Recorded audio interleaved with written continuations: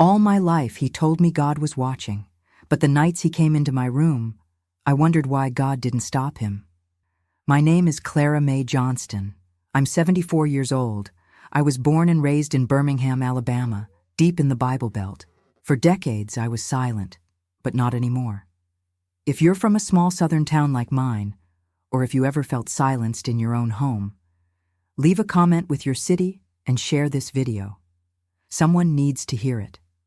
I was 5 when I first realized. Sundays weren't just about God. Every Sunday morning in Birmingham, the smell of hot biscuits and fried ham filled our little kitchen. Mama would be ironing my dress, always something with lace or stiff bows that scratched the back of my neck. She'd hum hymns under her breath, her face set in a kind of tired peace. Daddy, meanwhile, would already be dressed, his black Bible tucked under his arm like it was part of his body. He was the assistant pastor at the Second Baptist Church of Jefferson County. Folks called him Brother Clarence, and when he spoke from the pulpit, you'd think even the rafters were listening.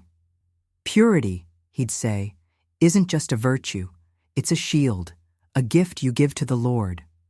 Back then, I believed every word. I was 5. What else was I supposed to do? That Sunday, the one I can't forget, I had on a yellow dress Mama had stayed up all night sewing. She said it was my sunshine dress. I remember twirling in the living room while Daddy finished his sermon. Notes. He looked up, smiled that wide church smile of his, and said, "My little lamb." But there was something in the way he looked at me, something I didn't understand, something that didn't feel like love. After church, folks gathered for lemonade and pie out front. Mama always stayed to help, but Daddy would leave early, saying he had pastoral business. That day, he took my hand and said, "Come with me, Clara. I need you to help Daddy with something at the house." I was 5. I wanted to help. The house was quiet, our shoes echoing on the hardwood. He walked straight to his study and told me to sit on the couch. "Do you know what modesty is?" he asked, standing in front of his bookshelf, his back turned to me. I nodded. "It's when you cover up, like Mama says." He turned slowly. "Good girl. God loves girls who stay modest, who obey their fathers. You want God to love you, right?" I nodded again. That's when he sat beside me and rested his big, warm hand on my knee. "Then let's talk about how you can help Daddy keep you pure." I remember the way the sunlight streamed through the blinds, striping the floor like prison bars. I remember the smell of his aftershave, cinnamon and something bitter underneath. I don't remember the rest. Not clearly. My mind sealed that door tight, but I do remember the silence afterward. I didn't cry. I just smoothed out my yellow dress and waited until he said I could go. Back at church, Mama asked why I looked pale. Daddy said, "She's just tired from all the excitement." And nobody looked twice. From that day on, Sundays weren't about Jesus or joy or peace. They were about secrets and silence and the dress that never felt clean again, no matter how many times Mama washed it. I was 5 when I stopped twirling. People always said my daddy had a gift for words. Brother Clarence could make the devil himself sit down and listen, they'd say after church, wiping their foreheads and shaking his hand like he was holy. I used to watch them, the old ladies in their flowered hats, the men with sun-wrinkled faces, even the teens trying not to roll their eyes too much, all of them eating up his words like Sunday biscuits. But me? I stopped listening. Not because I didn't believe, but because I already knew what he was going to say.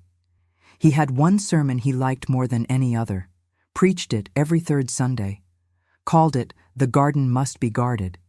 He'd talk about Eve, how she was tempted because she didn't stay in the light of obedience. He'd pause dramatically, let that phrase hang in the air like smoke. Then he'd turn to the girls in the congregation and say, "Daughters, your purity is a treasure, a garden meant only for your husband and only in God's time." Every time he said that word, purity, I felt like my chest was shrinking, like the air had been sucked out the room. I was 8 when I started to understand what was happening wasn't just happening to me. There was a girl named Loretta May, 2 years, older, sharp as a whip, and quiet like me. We both sang in the children's choir. One day, we were in the church basement, helping set up folding chairs for Revival Week, and she looked at me with these big, dark eyes and said, "Does he ever call you into his study?" I froze. She didn't explain, didn't say who, she didn't have to. I didn't answer, neither did she. That was the first time I felt less alone, and somehow more terrified. Later that week, during his favorite sermon, Daddy looked right at me when he said, "Fathers are the first line of defense for their daughters. If we don't guard them, the world will corrupt them." Everyone nodded like it was gospel, but I felt my stomach turn, because the truth was, I wasn't being corrupted by the world. I was being twisted in secret by the same man telling everyone else how to live holy. And I couldn't scream, couldn't run, couldn't even whisper it into a diary because Mama said, "Your father is a man of God. You be respectful, Clara." May. Respect. Obedience. Submission. These words became chains I wore like Sunday pearls. That night, after his sermon, Daddy tucked me into bed. He kissed my forehead and whispered, "You're my good girl, aren't you? You're helping Daddy keep you pure." I turned to the wall, curled up like a leaf, and waited for sleep to come. It didn't. Not for hours. I counted the cracks in the ceiling and thought about Loretta May. I never saw her at church again after that month. Mama said her family moved away. Daddy said nothing, just tightened his tie and kept preaching his favorite sermon. And every third Sunday after that, I braced myself, because I knew the words before he said them. The garden must be guarded. But nobody ever asked who he was guarding it from. By the time I turned 10, I had memorized the sound of every lock in our house. The soft click of the front door, the squeaky latch on the kitchen pantry, the heavy clunk of Daddy's study, and worst of all, the quiet slide of the bolt on my bedroom door when it was locked from the inside. Not by me, by him. He'd say, "We can't let the devil in, Clara.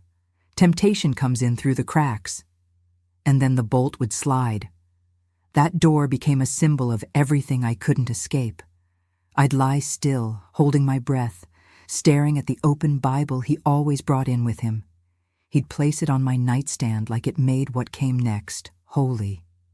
"Read this verse for Daddy," he'd whisper, his breath hot on my neck. Proverbs 31:a. Virtuous daughter honors her father. I didn't know what virtue meant anymore. I only knew I had to be still, to be quiet, to be good. That was how I survived. One night, I asked Mama why my door didn't have a lock on the inside. She was stirring a pot of beans, her back to me. She didn't turn around when she said, "Because there's nothing in this house you need to keep out." But I knew better. There was everything in this house I needed to keep out, especially him. He started coming more, often around that age, always after prayer. He'd kneel by my bed, mumbling to Jesus, then shift closer. "This is between us and the Lord," he'd say. It was always between us and the Lord. That phrase made me hate the Lord, even though I wasn't allowed to say it out loud. At church, they taught us God sees everything. But in my room, behind that locked door, I started to believe he was looking away. Maybe he didn't want to see. There was a night I'll never forget. Not because of what happened, but because of what didn't. I had taken to sleeping in my church dress sometimes. The high collar made me feel safer, like a shield. That night, I curled up in it, sweaty and stiff. And when I heard his footsteps in the hallway, I prayed out loud. Not whispering, not in my head, but out loud. "Please, God, please don't let him come in tonight. Please." I remember the pause, the shadow under the door, the silence, and then nothing. He walked away. It was the first time I believed my voice had power. I clung to that for months, like a magic spell, but it didn't last. The next week, he was back, Bible in hand, and the door locked again. That's when I stopped praying. If God didn't want to see me, I didn't want to talk to him. I started hiding little things under my bed, a pocket knife I found in the yard, a glass marble with a crack in the middle, a picture I drew of a big wall, and a little girl sitting on top of it. I told myself that girl was me, far above. Everything, unreachable. Those small things became my own kind of altar, my protection. Because if locked doors couldn't save me, I had to start saving myself, even if I didn't know how yet. There was a word I could never say, not out loud, not to Mama, not even to myself when I was alone. I didn't know exactly what the word was at first, but I knew how it felt. It sat heavy in my chest, like a stone I couldn't spit out. It burned behind my eyes when I looked in the mirror. It pressed into my skin when I stood too close to Daddy's study door. It had weight. Shame always does. One afternoon after church, I stayed behind in the Sunday school room. The other kids had run off for cookies and punch, but I lingered, staring at the chalkboard. Someone had drawn a big heart and written the word love inside it in pink letters. It looked soft, safe, but all I could think was, that's not what love feels like. Miss Nancy, our Sunday school teacher, came in and found me just standing. There. Clara May, she said gently. You all right, honey? My mouth opened, but nothing came out. I wanted to say something, anything. I wanted to scream, but the word, whatever it was, got stuck in my throat, like it always did. She walked over, knelt down beside me, and brushed a curl from my cheek. Sometimes, when something feels too heavy to say, you can write it down, just between you and God. She handed me a tiny spiral notebook from her purse. Blue, with a worn corner. That night, I sat on the floor of my closet with a pencil and that notebook, the door closed tight behind me. My hands trembled as I tried to write what I couldn't say. I wrote, "He comes into my room." Then I scratched it out. "He makes me read the Bible." Scratched it out. "He touches my knee and says, 'God wants me to listen.'" I paused. My pencil hovered. My throat burned. I didn't scratch that one out. It was the first time I put anything into words, but I still couldn't say it. I hid the notebook behind the shoebox where Mama kept old church programs and birthday cards. I checked it every day after school to make sure it was still there. Sometimes just knowing those sentences existed, even scratched out, helped me breathe. That year, I got sick. Real sick. Couldn't eat much. Started fainting in the mornings. Mama took me to Dr. Hensley, the same one who delivered me back in '49. He looked me over, felt my belly, shined a light in my eyes. Then he looked at Mama and said, "Stress, probably. She's a sensitive girl. Keep her rested. No excitement." No excitement. As if silence and secrets weren't excitement enough. Back home, Daddy told me I was under spiritual attack, that the devil was trying to turn me against him. "You're my good girl, Clara May," he said that night, kneeling by my bed with that same open Bible. "You're chosen for obedience." And again, I couldn't say the word, but I could feel it. It was crawling under my skin, in my stomach, in the back of my throat.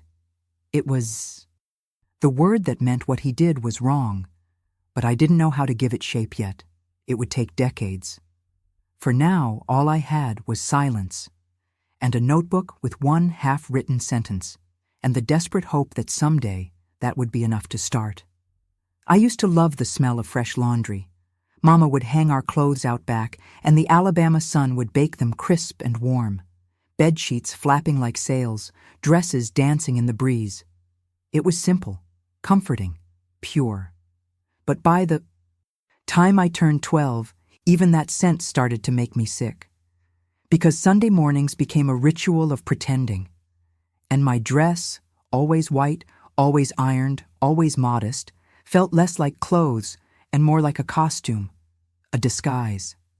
"You look like an angel, Clara May," Mama would say, smoothing my sleeves, her fingers quick and practiced. "You make the Lord proud." I nodded, smiled the way she needed me to. But inside, I was screaming.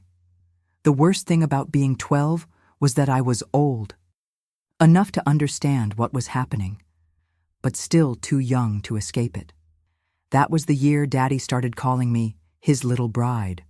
Not in public, never in front of Mama, only in whispers. "You're growing into a godly woman," he'd say, adjusting my collar before church. "But you still belong to me, spiritually. You know that, don't you?" I'd nod, because it was safer. He always made it about God, about obedience, about keeping my temple clean. He'd quote verses I barely understood and say things like, "A man leads his household, and that includes the soul of his daughter."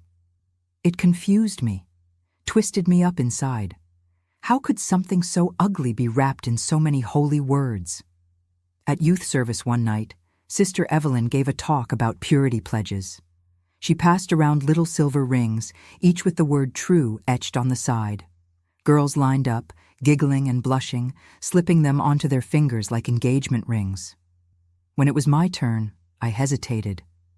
Not because I didn't want to be pure, but because I felt like I'd already lost something I never gave away. Still, I took the ring, put it on my right hand, smiled for the group photo. Later that night, Daddy noticed the ring. "What's this?" he asked, picking up my hand. "Purity ring," I said softly. "From Sister Evelyn." He stared at it for a moment, then kissed my knuckles. "You don't need a ring to remind you," he said. "You've always belonged to the Lord."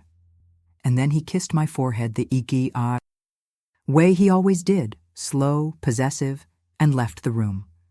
I took the ring off and hid it in my sock drawer, because wearing it felt like lying. I didn't feel pure, I felt stolen. That year, I started wearing layers, camisoles, extra tights, sometimes even long gloves to Sunday service. Mama thought I was being fashion-forward. "Our Clara's got style," she'd say proudly. But I wasn't dressing for style. I was building armor, and every layer was a silent rebellion. At night, I prayed again, not for God to save me, but for someone to see me, to notice something was wrong, a teacher, a neighbor, anyone. But no one did. They only saw the dress, the smile, the quiet, respectful girl who never talked back. And that's how purity looked back then. Pressed, polite, and painfully silent. There's a certain kind of silence that feels louder than shouting. Mama had that kind. She wasn't cold. She wasn't cruel. She made my favorite cornbread every Thursday. She brushed my hair every night, humming. Blessed assurance, so softly, I could barely hear the words. But when it came to Daddy, to what he was, to what he did, she was a ghost behind her eyes. One evening, I gathered all my courage. I was 14. We were folding laundry in the den. The dryer hummed behind us, and the news played low on the old TV. I picked up one of my white blouses, one Daddy had insisted I wear for youth choir, and I said, "Mama, do you ever feel scared at night?" She paused, mid-fold, her fingers stilled on a towel. "Scared?" she echoed. "Of what, baby?" I looked down, couldn't say it. The words swelled up, bitter and heavy, but I swallowed them. Again. Instead, I said, "Just the dark, I guess." Mama smiled, but her eyes didn't. "The dark can't hurt you if you walk in the light," she said, "and your father's a godly man. He keeps this house safe." That word, safe, hit me like a slap. Safe was not the word I would have chosen. Later that night, I watched her set the table for supper, her hands moving in quiet rhythm. Daddy sat in his usual chair, reading the paper, humming a hymn under his breath. The same man who'd locked my door the night before, who quoted scripture with one hand on my back, and Mama just moved around him, careful, silent, like a satellite in orbit, never touching, never confronting. I started noticing the way she avoided his eyes, the way she flinched when he touched her shoulder in front of guests, the way she never entered his study. It hit me one night as I watched her stir stew with her left hand, her right wrist wrapped in a thin bandage. She knew, maybe not everything, maybe not the details, but she knew enough, and she had chosen silence. I hated her for that, quietly, bitterly. I wanted to scream at her, "Why didn't you stop him? Why didn't you protect me?" But I didn't, because I was her daughter, and daughters in our house didn't raise their voices. Instead, I started writing in the blue notebook again. Not every day, but often enough. I never used Daddy's name. I called him the Voice. I called Mama the Echo. And I wrote, "She doesn't ask, so I don't tell." That was the truth. One night, I left the notebook under my pillow on purpose, half hoping Mama would find it while changing the sheets, half hoping she'd finally say something. Anything. She didn't. The bed was made the next day, the notebook back in its hiding spot, unopened. She had seen it and left it untouched. That was the loudest silence of all. The backyard was my first taste of freedom. It wasn't much. A patch of crabgrass, a rusted clothesline, and an old pecan tree that leaned just enough to climb. But to me, it was a whole world. A place where the house couldn't follow me, where his voice couldn't reach me, where I could just be. After school, I'd drop my books on the porch and head straight for that tree. I'd climb halfway up and press my back against the trunk, legs dangling, fingers gripping the bark until my palms stung. From there, I could see the church steeple down the road, Mama hanging laundry, and the empty road that led out of Birmingham. That road was my favorite part. I used to imagine walking it, barefoot, no suitcase, just me and the notebook in my pocket, wind in my face, and miles between me and everything I couldn't name. One spring afternoon, when I was 15, I did something bold. I waited until Mama went to the store and Daddy was at a deacon's meeting.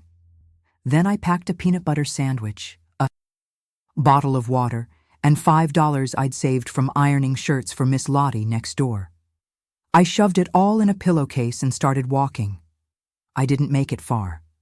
2 blocks down, Mr. Gibson, our neighbor, saw me and waved. "Where you headed, Clara May?" I froze. Couldn't lie, couldn't speak. So I turned around, walked home, cried under the pecan tree until my throat was raw. That night, Daddy didn't say anything about it. But Mama's eyes were different, sharper, sadder. She didn't ask me where I'd gone. She just made cornbread with extra butter and left my favorite jelly out on the table. It felt like a bribe. That tree became my safe spot. I'd sneak out after dark, sit in its branches with a flashlight and my notebook, writing things I couldn't say in daylight.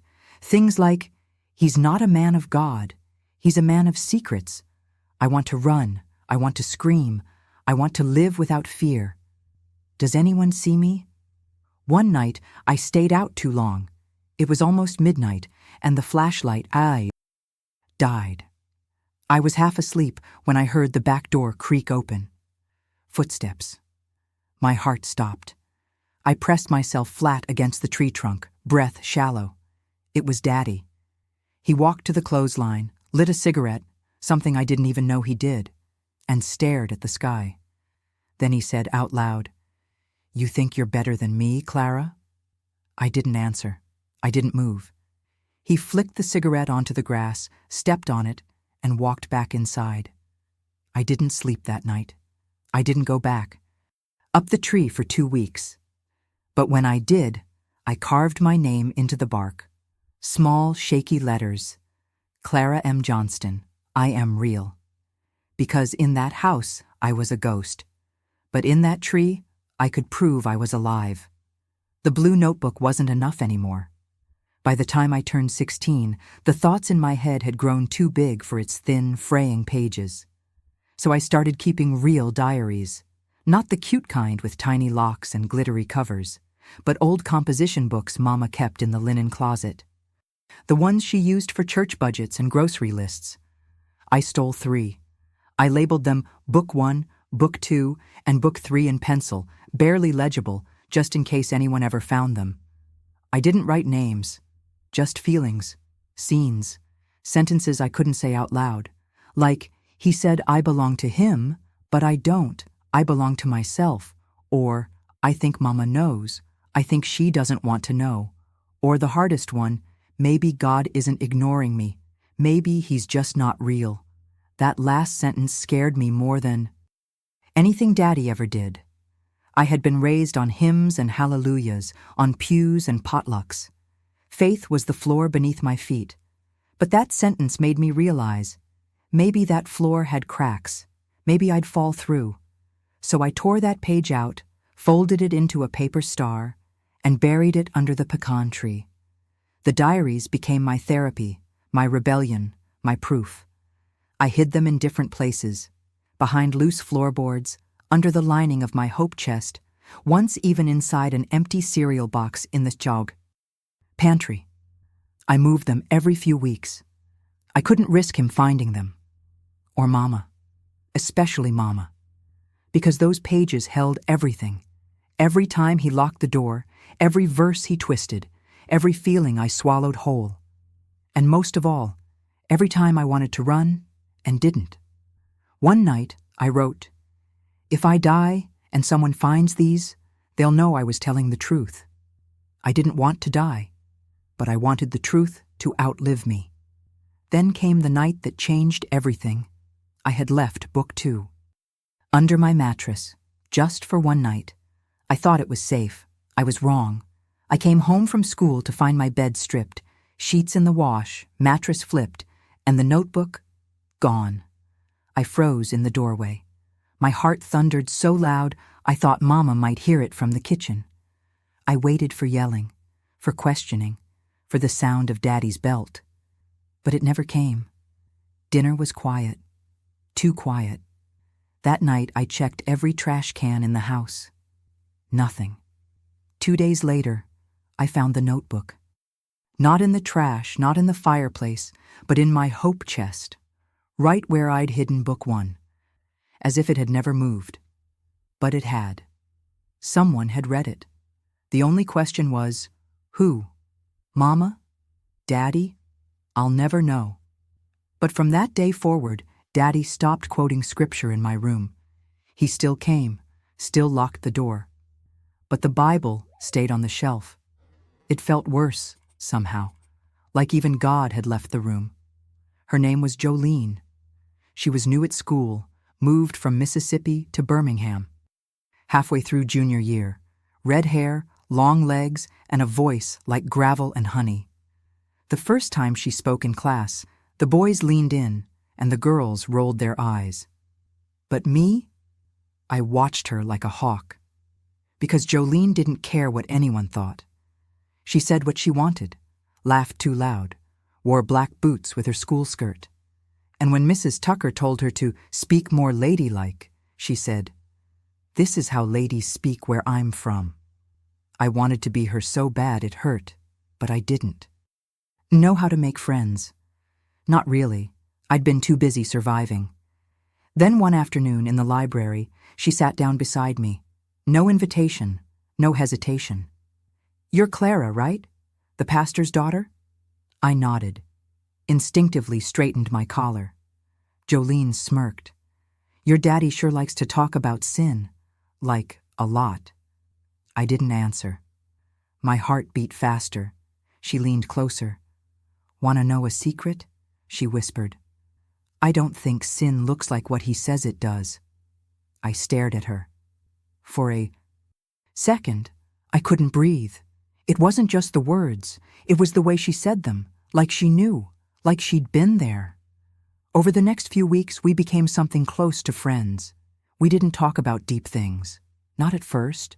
Mostly we swapped music cassettes, passed notes in class, sat by the window at lunch. She smelled like cigarette smoke and peppermint, and she never asked why I flinched when someone touched my shoulder. Until one day, she did. It was raining. We were sitting under the covered awning behind the gym, skipping sixth period. She was scribbling in her notebook, and I was pretending to read. "Clara," she said, "you ever feel like you're not really here? Like you're just floating above your life?" I didn't answer right away. She continued, "I used to feel that way when my uncle visited." The air went still. She didn't say more. Didn't have to. She just looked at me. And for the first time in my life, I looked back and saw someone who understood. Not in theory, not in sympathy, but in bone-deep memory. I didn't tell her everything, but I told her enough. About the study, about the Bible verses, about the silence. She didn't cry, didn't gasp. She just said, "That's not God, that's control." We sat in silence for a long time after that. From then on, she became my anchor, my mirror, my first proof that I wasn't crazy or dramatic or possessed by doubt, like Daddy once claimed. Jolene taught me how to question things, how to write poetry that bled truth, how to curse under my breath and still feel whole. One day, she slipped a folded paper into my locker. It said, "Survival is not betrayal. Silence is." Underneath, she'd drawn a picture of two birds, one in a cage, one flying away. That night, I tore out a page from my oldest diary and wrote, "I am not alone anymore." And for the first time, I almost believed it. They always said I had a good voice.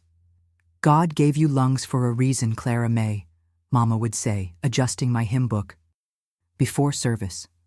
"Sing proud, baby." So I did. For years, I sang louder than my fear. I sang through panic, through pain, through nights when I felt hollow and invisible. In the choir, I could disappear into harmony. No one looked at me too closely when I was just another voice in the blend.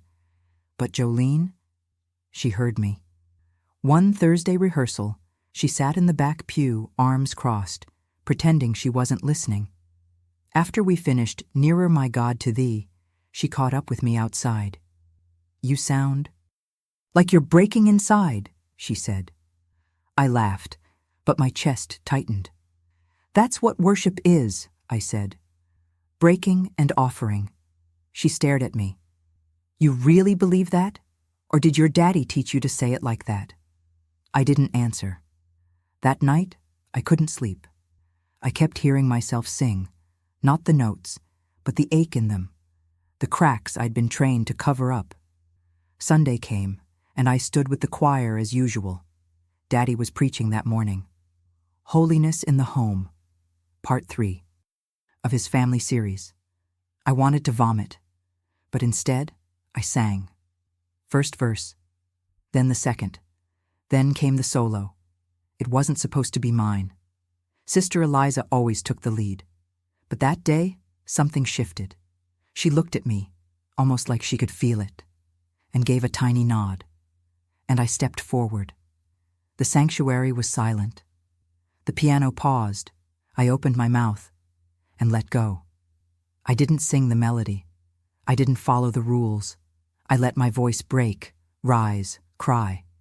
The lyrics blurred, but I found my own. "Oh Lord, if you see me, call me home to light. I am tired of the dark inside." People stared. Some bowed their heads. A few wept. But Daddy sat frozen, his Bible open, hands clenched. He couldn't stop me. And for the first time in years, I wasn't singing for him. After service, he didn't speak to me. Not in the car, not at lunch, not at bedtime. Mama only said, "That was a powerful solo, Clara May." But her voice trembled. Later that week, Jolene passed me a note during history. "Class." It read, "That wasn't a song. That was a scream. And I heard you." I folded the note and tucked it in my sock, right above the ring Sister Evelyn gave me all those years ago, the one I never wore, but never threw away. That Sunday changed something in me, because I had used the one thing he hadn't stolen, my voice. And now I knew I could use it again. I was 52 when I said his name out loud in a room that felt safe. not daddy, not the voice, not the man. Of God. His real name. Clarence Johnston, I said, barely a whisper. My therapist, Dr. Renee Milton, didn't flinch, didn't look shocked. She just nodded, gently, and said, "Thank you for trusting me with that." It took me nearly 4 decades to walk into that room. By then, I had lived a whole other life, got married young, had a daughter, got divorced, worked at a library, cooked casseroles for church fundraisers, buried Mama, wrote letters I never mailed, smiled in family photos, held my breath in elevators. But I never stopped carrying him, not even for a second. It was Jolene, again, who pushed me toward therapy. We reconnected through Facebook after nearly 30 years. She lived in Atlanta by then, ran a women's shelter. She messaged me one night, "You still holding all that, Clara? It doesn't have to be yours forever." At first, I ignored it. Then one night, I dreamed of my childhood bedroom, the locked door, the Bible on the nightstand. But this time, when he walked in, I stood up.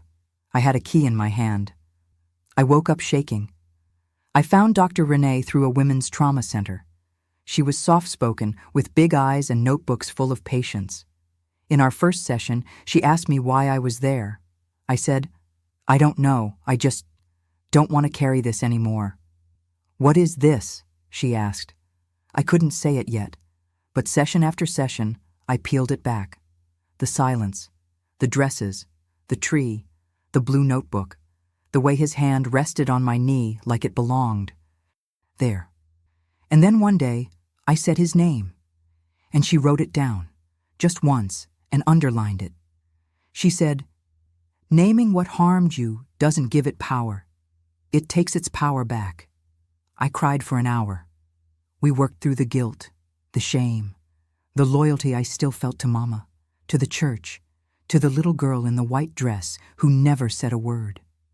Dr. Renee asked if I wanted to confront him. "No," I said. "He's already dead." Because he was. Heart failure, 2 years after Mama passed. I didn't. Go to the funeral. I stayed home and made lemon bars. But the grief, the confusion, the rage, those were still alive inside me. So I wrote a letter. "Dear Clarence, you are not God. You are not holy. You are not love. You are a thief in a suit, and I am not your secret anymore." I didn't send it. Didn't need to. I read it aloud to Dr. Renee, then I burned it in her office fireplace. We watched the ashes float, silent and gray. She looked at me and said, "That was your beginning." And for the first time in my life, I believed her. I never thought I'd step foot in that church again. But there I was, standing in the back of the sanctuary at Second Baptist Church of Jefferson County, the same one where my voice first cracked under stained glass, where my father once preached purity with fire in his eyes. It had been over 20 years since I'd walked those aisles. The carpet was new, the pews refinished. But the air, the weight, still the same, like a whisper from the past pressing. On my ribs, I didn't come for closure. I came because they invited me. The new pastor, Reverend Banks, had heard about my volunteer work, helping older women find support after abuse. He wanted me to speak during Survivor Sunday, said the congregation needed to hear from voices they'd long ignored. He didn't know my history. I didn't offer it. But standing there, looking at that pulpit, the one my father stood behind every Sunday, something rose in me I couldn't quiet. When it was my turn to speak, I walked to the front slowly. My hands were steady, my heart surprisingly calm. I didn't use notes. "I was raised in this church," I began, my voice firm. "I wore white gloves, sang hymns, memorized verses. I was told that obedience was love, and that silence was strength." A few people nodded. Others looked unsure. I continued. But there was a silence inside these walls that had nothing to do with reverence. It was the silence of girls who were hurt and told it was holy. The room went still. I carried that silence for over 40 years. It nearly broke me. But I'm here to tell you, God is not in your shame. God is not in your pain. God is in your voice. An older woman in the second pew started crying. I didn't look away. My father stood at this altar and preached purity, I said, but what he practiced was control. What he taught was fear. A hush fell over the room. No gasps, no protests, just breath held. And I don't share this to shame the dead. I share it to free the living. I ended with the same line I had once written in my diary all those years ago. I am not your secret anymore. Applause didn't come right away, but slowly, gently, it rose. Like a tide, not loud, not performative, just real. After the service, people lined up to talk to me, women my age, some older. One leaned in and whispered, I was 13. He was my uncle. Another said, my daughter never told me, but I see it now. They didn't need to say more. I just held their hands and listened. Reverend Banks approached, tears in his eyes. I had no idea, he said softly. You weren't supposed to, I replied. That's how silence survives. He asked if I'd come back and speak again. I said I would, not because I needed that church, but because there were girls still sitting in pews, staring at stained glass, wondering if God saw them, and I wanted them to know. He does. And now, so do we. I never filed a report. Not because I didn't want justice, but because by the time I found my voice, he was already buried 6 feet under, his name engraved on polished granite. Beloved husband, father, servant of God. I used to walk past his grave and wonder, would they still write that if they knew the truth? But there's more than one kind of justice, and some of it happens far from courtrooms and police stations. Some of it happens behind closed doors, in whispers and support circles, in late-night phone calls and letters sent with trembling hands. After my speech at church, things changed. Quietly, slowly. Women started reaching out, first from Birmingham, then from other parts of Alabama, then from Georgia, Mississippi, Tennessee. Word traveled faster than I expected. They'd say, I heard you speak, I never told anyone before. Or, my daughter said something that sounded like what you described. Or simply, thank you. I thought I was alone. I started volunteering at Jolene's shelter once a week, then twice. Soon I was leading sessions, not as a therapist, but as someone who had lived it. I wasn't an expert, but I was real, and that mattered. One afternoon, a young woman came in, maybe 22, couldn't have been older, and she refused to speak, wouldn't lift her eyes, wouldn't touch the tea we offered. I sat beside her, said nothing for a long time. Then I whispered, he told me God wanted it too. Her eyes snapped up, red, swollen, wet. I didn't ask questions, just placed a small mirror in front of her. You are not the sin, I said. You are the survivor. She cried, and then, finally, she spoke. That was justice, not revenge, not punishment, but the healing that spreads like wildfire when silence is broken. Years later, I was asked to consult on a church-led task force investigating abuse within religious communities. They wanted a survivor's perspective. I didn't wear a suit. I didn't bring a folder. I just brought my voice.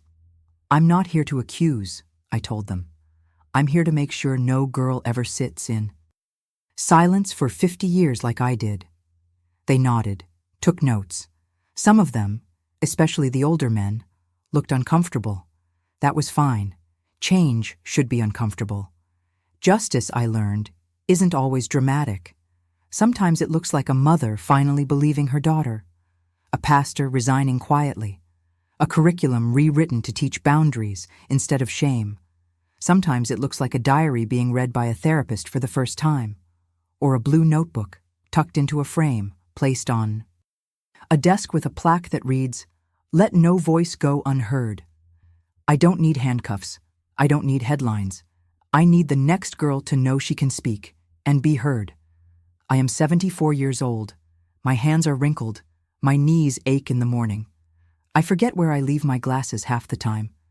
But my voice is louder than it has ever been. And it's mine, not borrowed, not shaped by fear, not hidden behind Bible verses twisted into chains. Mine. When I look in the mirror now, I don't see the little girl in the yellow dress. I don't see the trembling teenager under the pecan tree. I don't even see the quiet woman behind the casserole table.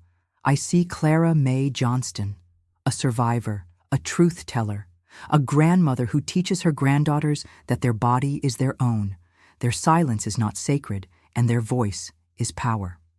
Sometimes people ask why I'm speaking out now. Aren't you afraid, they say? Doesn't it hurt to revisit it all? And I tell them, yes, it hurts, but silence hurts worse. I spent decades keeping his secrets. Now I spend my days breaking those patterns, brick by brick. Not just for me, but for every woman who still thinks she's alone, who still believes she has to smile and serve and stay quiet to be loved. You don't. You don't owe your pain to tradition. You don't owe your silence to the dead. And you sure as heaven don't owe your body to anyone who claims God gave them authority over it. You owe yourself truth and light and peace that doesn't come from pretending. I still have the blue notebook, the very first one. The pages are yellowed now, edges curled, ink faded. But I keep it close, because it was the first place I ever told the truth, even if I couldn't say it out loud yet. And now I speak it on stages, in shelters, in church basements, in living rooms with trembling hands holding teacups, and here, with you. Whoever you are, wherever you are, if you're reading this, I need you to know, it's never too late. Not to speak, not to heal, not to begin again. You're not broken, you're not to blame, you're not alone. My name is Clara May Johnston, and this is my truth, not whispered, not hidden, but spoken, fully and finally in voice. I was 73 when I told the truth. If you're still holding yours, this is your sign. Let go of the silence. You are not alone, and you never were. This channel exists to honor the voices of women who were told to be quiet. We're here to listen. We're here to remember. And we're here to rise, together. If you come from a place like Birmingham, or you've carried a secret for too long, leave a comment with your city. Speak your truth. Someone needs to hear it. Like this video if Clara's story moved you, and subscribe for more real voices finally being heard.